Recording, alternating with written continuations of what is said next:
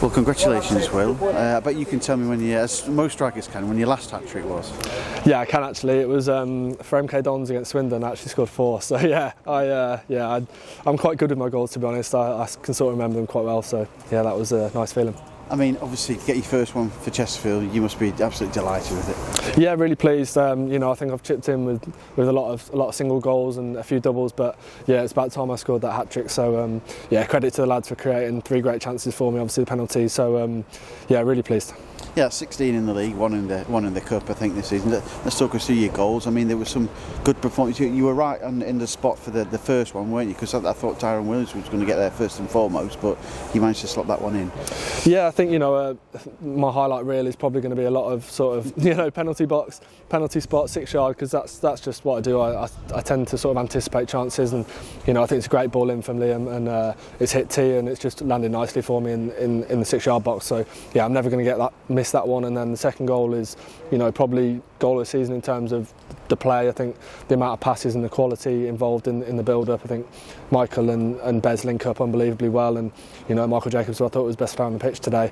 We've obviously played together for a long time. We know each other really well on and off the pitch, and I think you sort of saw that with the movement and the pass. I think the pass is top quality. I think you don't see any better than that. I've not had to break stride or anything, and then yeah, it was great to see that going. Yeah, I was going to touch on that. I mean, how it's obviously nice for you to make those runs, and you practice them in training all the time, and you've got a player like Jacobs who knows when you're going to go and when you're going to stay, and yeah, that goal epitomised that, didn't it? Yeah, like I said, we've played together for years, obviously at Wigan previously, and I think our relationship every day in training is probably something that just naturally happens. I think from the moment we met, we signed at a similar time, and we just clicked, like I said, on and off the pitch, and that relationship on the pitch has just always been there. And I think you saw that in terms of the movement. I think as soon as he gets the ball, I make the run, and like I said, the weight of the pass is perfect, and I've got the easy job of just putting it away. Danny Webb's just mentioned there about the work you did in finding out about their high press and their sort of playing out from the back and everything. Is that something that you've obviously touched on? There was a couple of times the young goalkeeper just passed it straight to Chesterfield players, wasn't there?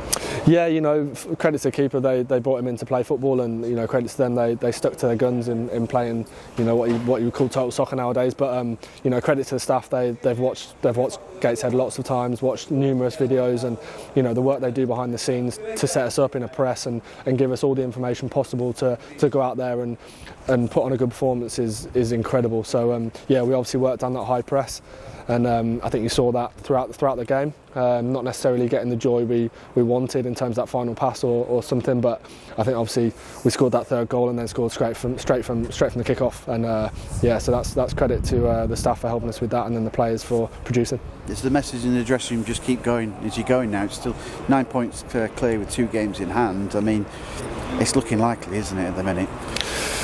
From the outside maybe, but genuinely, I know it's so boring and the old cliche, but genuinely we are at next game as it comes. I think that comes from the gaffer, obviously known him a long time. We actually did get a little bit of a telling off in that, at full time, because the second half performance wasn't as good as the first half, and rightly so. He sets his standards really high, and we do as players as well, so we've got to maintain that. And yeah, it would be nice to sort of look at tables and think, you're nearly there, but not at all. We've got so many games to go. I think everyone in football, how quickly it can turn and how quickly it can change, especially in this league. So yeah, we're next game as it comes, and that's going to be on Saturday.